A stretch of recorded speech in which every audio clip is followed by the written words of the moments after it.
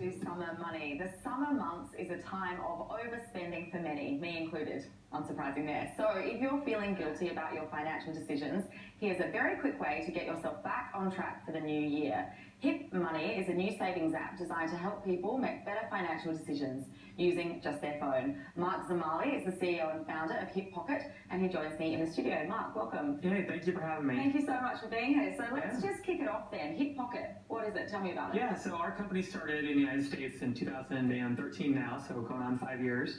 As a way to we knew that consumers could make better financial decisions than just the idea of going into a bank or reading how to budget, etc. Because everyone has a phone in their pocket, and it's one of the smartest pieces of technology that you could ever have, and it gets exponentially smarter every year. So how can we create apps essentially that allow users to just make simpler movements? And we literally allow people to swipe right to save money. And that was really just a big driver. I spent a lot of time in banking just trying to help people make better decisions. Awesome. So the swipe right, I mean, there's the funny connotations there. Not that we've ever used those apps, but anyway. But the swiping, so tell me how you move your money, to another person, to another account? Yeah, well, it kind of depends. So every user is different. So you may be saving for, let's say, like you wanted to go to a trip. Or other people, like myself, I've got 3 kids who are in a studio over there who are 4, 8, and 10, and they're going to hopefully go to college, and they may not all get full scholarships. So maybe I want to push the money toward college savings accounts for them, or even toward my own, retirement in the United States or superannuation here. But we show you the value of moving those dollars. Let's say it's only $4 now, but when you're 65 and want to retire, that $4 could magically be $54.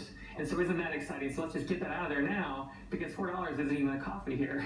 No, it's not. How do you go about creating an app and creating a proposition like that? I mean, I wish there was apps for dummies, because that's literally what I wanted when I was coming on this class. You have to really figure things out yourselves in any market. So we've launched in the United States, and even now coming to Australia, we're trying to figure out, a bank is a bank is a bank, but the regulations are different, the moving money is different, even though fundamentally, you pay a bill and the money goes somewhere, the rails are just different. So it's kind of like you got to kind of piece together those puzzle pieces. So if you're very inquisitive, it's just a matter of how do we get there, not if or when. Yeah, but the financial literacy part of it is obviously really important to you. You kind of spoke a bit about sending your kids to college or in a retirement fund. Financial literacy just generally as a theme seems to be very important. Now people taking their money seriously. We need a lot. We're going to live longer.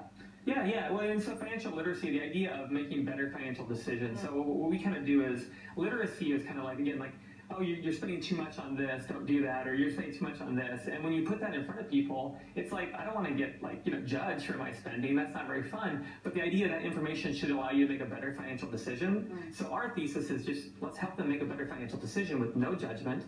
We say we don't judge you, we just nudge you. Yeah, we don't judge you, we nudge you. Well, it's sort of gamifying it a little bit, isn't it? You're making it fun. Oh yeah, well, money isn't fun unless you're getting money from somebody like a lottery or whatever. Most money is you swipe your card and then you look at your statement at the end of the month and you're oh, I feel bad, or I have no money, or I can't do what I want to do. So the gamification is just we allow you to take $4, make it $54 in your super, have a fun little gift, and have you excited to come back tomorrow. And the effort is so minimal that can make it fun. That's cool. Now listen, I met you in Melbourne at the Intersect Collide FinTech Festival, which was really unreal. And I saw you pitch there, and I know that you've pitched quite a lot all over the world. You're one of the top 5 in the South by Southwest, which is a huge, event globally. Tell me a little bit about a few of those different pitching experiences, and I believe you actually founded the business at a startup weekend. Yeah. So going all the way back to 2012, I was just really interested in how does an idea, so in your head, become a thing that exists when it comes to technology, because I have no technical background, so I don't design our apps. We have somebody else that does that.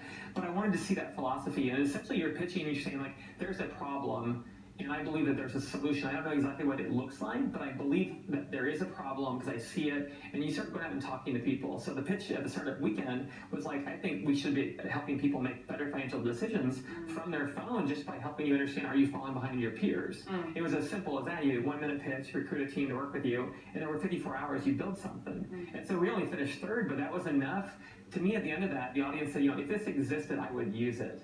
So you're telling people are saying to you, like, this is something that I could use. That's enough to do a prototype. Yeah, fast forward 3 years later, like with South by Southwest, we were called Tinder for your money. You're alluding to that. The idea is just like, how simple can we make it, how fun? But the problem's still the same, is that people make poor financial decisions. We all need help. How simple and fun could we make it? So that pitch was just really fun, because Austin is just like remarkable, and that's how we met somebody from Australia, and that's why we're here now. That's cool. I mean, it's awesome. It all kind of happens. It's very sort of fortuitous. I think it's interesting. Advice on pitching then? Are you just naturally kind of got the gift of the gab, or would you have any advice on, I'm thinking people watching the show, entrepreneurs, startups who need to get out there and pitch to investors, pitch to people to absolutely. How do you do that? Yeah, well, I mean, it's more art than science. I mean, there are things that you can do to get better at it, but ultimately, I think one of the key things is always your passion for what you're solving. A lot of people they'll be technically sound in pitching, but the passion doesn't come across. And essentially, part of pitching is pitching to an investor. You're trying to convince them to come along this ride with you. If you're pitching to a coworker or future employee, you're trying to convince them to come on this ride with you.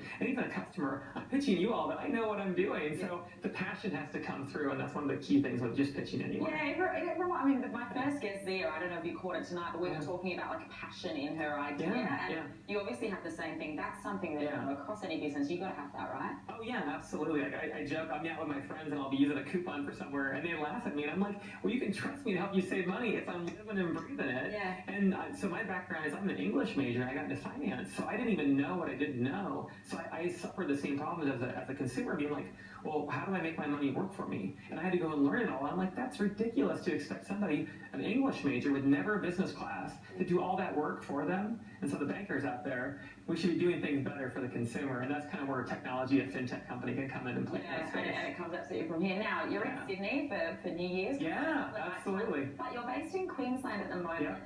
Talk to the audience, talk to me about what you're doing in Queensland. Yeah, well, so Queensland has this amazing program as part of the Advanced Queensland Initiative. They've got, I think it's a $420 million initiative over 10 years. And we're part of a small piece of that, $8 million, called the Hot Desk Program. And what they do is they're bringing in entrepreneurs from all over the globe, so even places, other states outside of Queensland, to come in and do two things. One is to see if you can grow and expand your business there, because you can create jobs in Queensland. They're interested in tech, agricultural, even some companies that can help the mining industry there. But also then we have another caveat where we're helping younger startups, really helping mentor them, get involved in the space like you mentioned.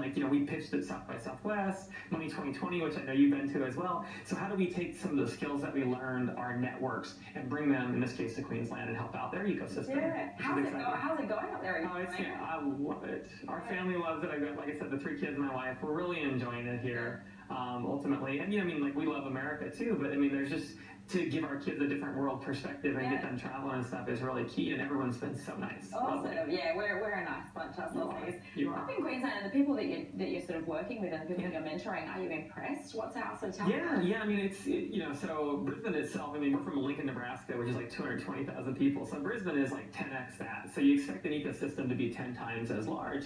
And I'd say there's good quality entrepreneurs there, but in any ecosystem, they're looking to jumpstart it and get it farther ahead quicker. So that's why this program's there, is that you see these entrepreneurs and they're, let's say, at year 2 on their journey, and we're on year 5, we can be like, oh, don't do that on year 3, or don't do that when it comes to investing. We can hop the queue when it comes to that learning curve, so you don't have to make the same mistakes that you make early on.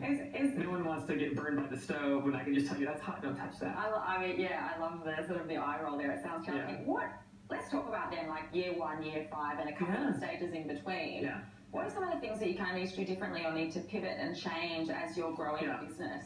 Well, so ultimately for us, it was always you got to find revenue in that customer. I've always been told, and I love sales, that nothing happens until somebody sells something. So we didn't even create our first app. We actually found a bank to pay $20,000 to help us co-create that app. So they funded the development of it before we actually produced it. So the idea there was that we're basically trying to generate revenue immediately so that we're not raising funds and giving away part of the company. How do you guys kind of get momentum early? So that was a key thing too. I still don't think a lot of younger entrepreneurs understand that. Now, later on, it's all about getting to scale. So how do you go from several thousand users to hundreds of thousands of users? And a lot of time that will come with a larger partner, either fintech partner, bank partner, insurance company, superannuation. We're seeing a lot more of that, and that's when tech really comes in, right? Because it can just scale up. Yeah, exactly. And the incumbents have customers, and so have the fintechs get in there and actually partner with them. Yeah, awesome. Where to next for Hip Pocket? So yeah, we're trying to identify our partner in Queensland right now to get to that level where we can kind of get to scale. And we've actually had a couple meetings here in Sydney while we've been here, so it's a working holiday. Oh yeah, and the kids are out there and the students. Yeah. Listen, Mark, I'm so glad that you can come on. Yeah, thank you, Chloe. Appreciate it. Your sort of wisdom and your time. So thank you for having us. Thank you so much. That's actually all for the show tonight. I'm Chloe James. Thank you so much for watching. Good night.